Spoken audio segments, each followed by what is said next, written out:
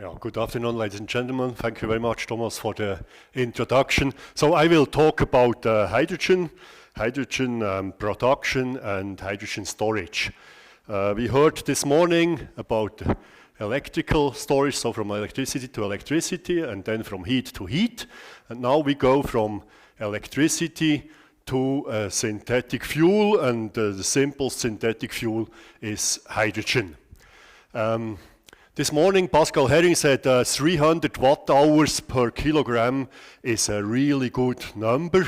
Now we're going to talk about 39,000 watt-hours per kilogram. So 2 orders of magnitude more energy per weight. Within this work package, we have 4 main tasks, as they are shown here. So hydrogen from flow batteries, then the catalytic water splitting, hydrides, and finally formic acid. And in addition to that, we are also working on the transition to the application of our results, and I will present you quickly this big demonstration project we are planning. Hydrogen production. There are several ways to produce hydrogen. They are shown here on this slide. The most obvious way for everybody is electrolysis. Electrolysis has a long tradition in Switzerland. The first big electrolyzers were built in Switzerland after the Second World War in Monte, in Valais. This was the Stansky invented them. And here you see such an alkaline electrolyzer. It's about the size of an electrical locomotive of the Lok 2000. It's also about the weight of the locomotive, 85 tons in weight, so there's a lot of material involved, and it has a power of 4 megawatts and an efficiency close to 85%. So that's what we can do today. Of course, Mr. Uffer will talk about, after me, about electrolyzers, and he will talk not about these alkaline electrolyzers, but about the PEM electrolyzers, which are coming close to this power range you see here. Now, I will tell you a little bit more about electrolysis when I present Kevin Siula's activities. Then the second way of producing hydrogen is shown here. This is a solar concentrator, so we can use heat to either directly split water or heat to reduce metal oxides to metals, and then let the metals react with water and release hydrogen this way. But these thermal cycles, they belong into the work package 2, what we heard before the lunch break. A third way is the photoelectrolysis, so directly using photons to split water. In contrast to the classical electrolysis, where we would have to install a photovoltaic field, use the electricity in the electrolyzer to split the water. Here we expose the electrolyzer to the sunlight, directly collect the photons and split water. A fourth way is in an indirect way by producing biomass, and then using the biomass to produce hydrogen. So we can, for example, release hydrogen from methanol or from methane, but this is something which is treated in another SCCER. And finally, the flow battery, that's also something I will present you. That's Hubert Giraud, who investigates this method. Flow batteries are known and can be built in large size already, but this flow battery is very special because it's not electrically discharged and then the electricity used in electrolyzer. It chemically splits the water and releases hydrogen. So let me start with electrolyzing. As you have seen, if we have to invest 85 tons for a 4 megawatt electrolyzer, that means also a lot of capital cost in order to do such an installation. And electrolyzers, they need special noble materials. in order to catalyze the water splitting reaction. And in PEM electrolyzers, we usually have platinum, ruthenium, or iridium compounds, and of course this makes the electrolysis expensive, and especially due to the limited resources, it limits also the amount of electrolyzers which could be produced. And therefore it's a very interesting goal to find new materials which allow to split the water with less expensive elements. And Kevin Zivula and his group, they investigate such new materials, and they investigate especially also processes which allow to bring the material on an electrode with such a roll-to-roll processing, for example.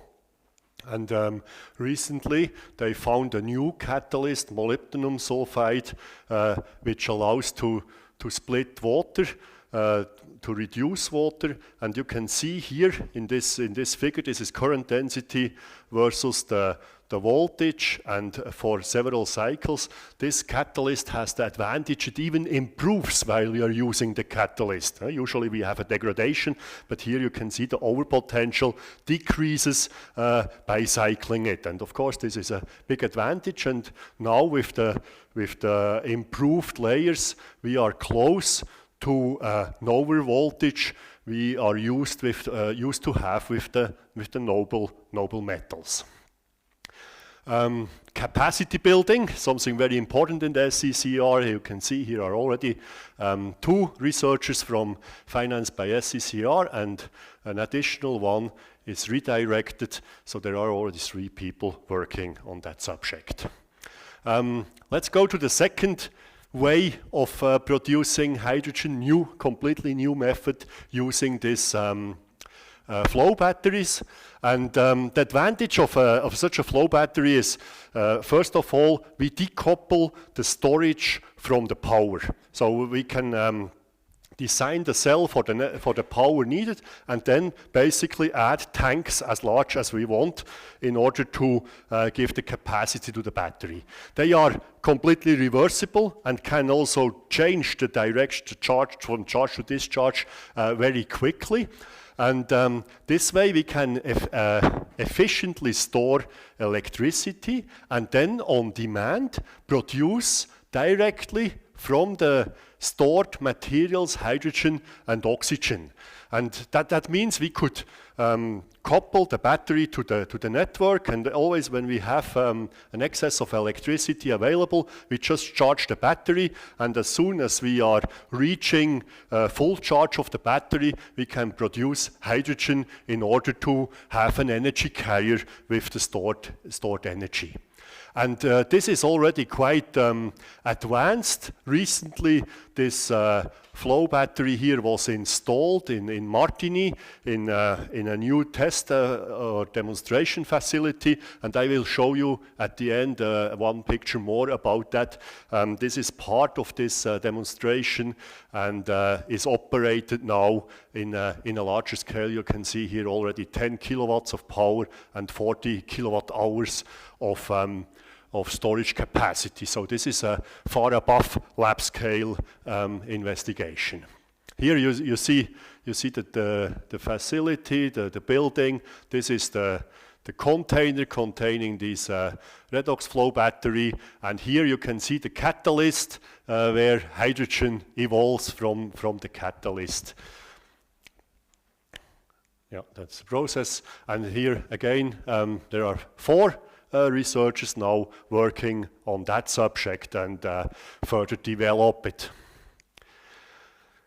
That brings me to hydrogen storage. Hydrogen storage is a very important issue due to the physical properties of hydrogen. We cannot simply compress hydrogen and liquefy it this way as we do with camping gas. Unfortunately, liquid hydrogen is not in equilibrium at room temperature under pressure, so either we liquefy it, but then we continuously boil off hydrogen, or we have to find another way to compact hydrogen. And in this figure here you see volumetric density versus gravimetric hydrogen density. So these are the two of the crucial parameters for any kind of application. The gravimetric density, of course, immediately tells you how much material you need in order to store a certain amount of energy, while the volumetric density finally defines on how big this storage will be, and we talked about that this morning. In any mobile application, of course, this is a big issue. Now you can see almost all storage materials we know today are limited by this semicircle here. So we can compress gases on this end here with a very low gravimetric and volumetric density.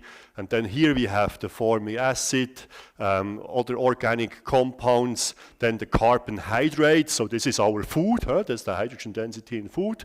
And then here we have the hydrocarbons, the fossil fuels, ammonia, the complex hydrides above it here, then aminoborane, then liquid natural gas, and then on this side here, and there is an arrow because it depends very much on the size of the storage container, is liquid hydrogen. So, but we are basically limited by this semicircle, except for the two hydrides here. The metal hydrides are far up here in volumetric density, but due to the weight of the metal, we are limited in gravimetric density, and then the complex hydrides here, somehow the leaders of all the hydrogen storage up here with a high volumetric and high gravimetric density. Now, complex hydrides are known since about 20 years, and in 1996, Louis Schlappach organized a big metal hydride conference here in Switzerland, and at this conference, Boris Bogdanovic, he presented for the first time a catalyst for complex hydrides, for sodium alanate at that time. And he was able to measure these isotherms. He was able to release hydrogen from sodium alanate and reabsorb hydrogen again. And this has changed the picture of thinking on complex hydrides completely. Before, they were never considered as storage materials, but with seeing these isotherms, we started to understand that also a complex hydride is able to reversibly store hydrogen. And of course, with a much higher gravimetric hydrogen density. Now, these complex hydrides are complex in a chemical sense, but also complex in the way they, the reaction mechanism is described. And here you just see a simple description of the steps of the release of hydrogen, and in this way we would reabsorb it. And there are these two activated steps here where we know already the activation energy. So it's not simply a material releasing hydrogen and remaining the same as it was before. It completely changes structure, it changes composition, it builds several phases, and that makes it so difficult to handle it. And despite the fact that this titanium catalyst was discovered 18 years ago, we still don't know what the catalyst does in this hydrogen release. Now, as I said, it has changed the way we are thinking about storage material completely. And here you see a figure showing you the gravimetric hydrogen density versus the years. So Thomas Graham, 1868, discovered metal hydrides, and then for a very long time we were limited to about 2 mass% of hydrogen in the storage material. And then Boris Bogdanovic, he presented this catalyst, and the alanates came in, and later on we could contribute with the borohydrides, and now today we are able to store about 20 mass% of hydrogen in materials. However, we can do that in the lab. This is still far away from something we can easily apply in a mobile application. We still have to do a lot of development. This is a fantastic improvement in the last 10 years. However, we also know today that this is the limit of what we will be able to store with hydrogen. So we will not be able to store much more than 25 mass% of hydrogen in a material. And therefore, we can already estimate that we can only store about half of the energy we are storing today in hydrocarbons. Back to this mechanism, here you just see a few pictures of all the different creative ideas which appeared in the last 10 years about what this titanium could do in the material in order to catalyze the reaction. And yeah, as I said, it's very creative. However, for each one of these mechanisms, we can easily find a reason why it can't be the real mechanism, either because it only works in one direction, or it doesn't work energetically, or it's not a problem at all. For example, this mechanism here saying that titanium helps to dissociate the hydrogen. Well, in hydrogen desorption, there is no dissociation process, so simply that's not necessary to do, and therefore this can't be the real mechanism. And so we have investigated these mechanisms in detail, and we did also some calculation, and finally we could describe the role of the titanium in the sodium alanate. We found that the intermediates, you can see here the highest points on the way of the hydrogen desorption, they always contain sodium hydride or sodium plus and H minus. And the role of the catalyst is simply transferring the ions, the H minus ion and the Na plus ion, from one sodium alanate unit to the neighboring one. So it's like rotating this NaH here and bringing it to the other side. So why do we need titanium there? Simply because if we wouldn't have the titanium, we would have to separate the charges. We would have to remove an H minus here and add it to the other one. And separating charges, that costs an enormous amount of energy. And by forming locally a titanium hydride, we can avoid separating the charges, and therefore this is a very plausible mechanism for the catalytic reaction. And furthermore, it's the same action of the titanium in the first step of the reaction and in the second step of the reaction. And this was something which was always surprising, that this, no matter which catalyst worked, it always worked for both reaction steps. And that indicates that it has to play the same role in both steps. So there was a poster today at noon from Özlen, Kogabas, and if you didn't see it, it will still be there until tomorrow evening. We are also building capacity. These are the people involved in this research, and two of them are financed by the SCCER. Now, I mentioned before this difficulty of reaching the energy density of the fossil fuels with hydrogen storage. Now, one step in this direction is, of course, combining hydrogen with CO2. And after me, Paul Dyson will present the reduction of CO2 with hydrogen. And here we are just combining hydrogen with CO2 in a soft way, if you want, to formic acid in order to store hydrogen in a liquid. And formic acid, yeah, the ants are producing formic acid. That's not always so much appreciated, but as a hydrogen storage media, it's very elegant because it's a liquid, it's inflammable, it releases, with a catalyst, hydrogen at ambient conditions, and we can store quite a lot of hydrogen, comparable to the carbohydrates in a cycle.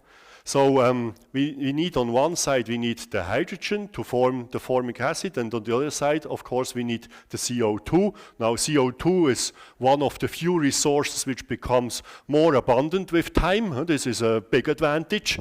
It's not terribly expensive. If we do a good work, we will soon even be able to remove CO2 from the atmosphere. And we know many ways to reduce CO2 with hydrogen. As you can see here, to methanol or methane, the Sabatier reaction, a well-known process. However, methane is, of course, also a kind of hydrogen storage material, but methane is very stable, so rather a challenge to remove the hydrogen from methane, and it's also a gas at room temperature. We still have to store a gas.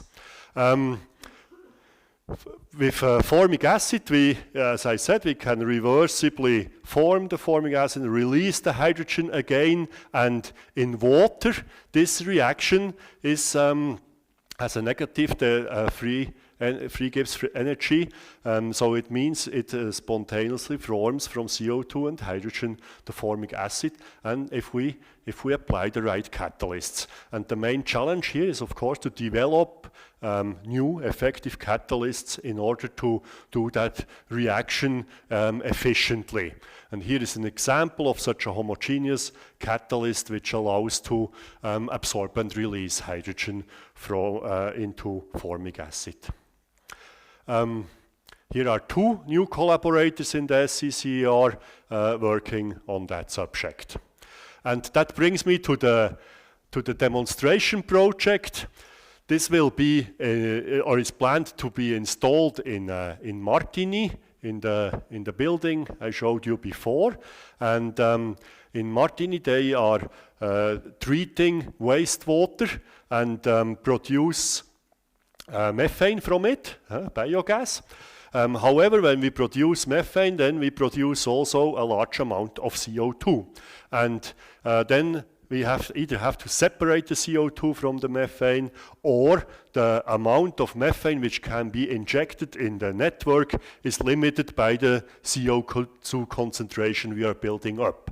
And therefore, it's interesting to use this mixture of CO2 and methane and produce hydrogen from renewable energy.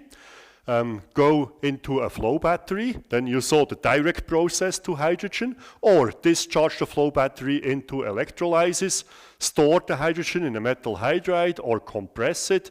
We can then use the hydrogen directly in a fueling station for mobility, or we go with the hydrogen into a methanation process and reduce the CO2 into methane, and then we have only methane, only natural, I mean, it's not natural gas, synthetic natural gas if you want, and inject that into the network and use it like natural gas.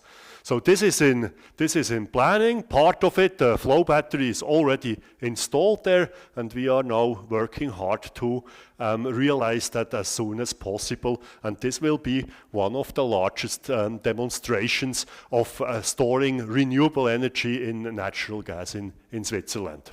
Thank you very much for your attention.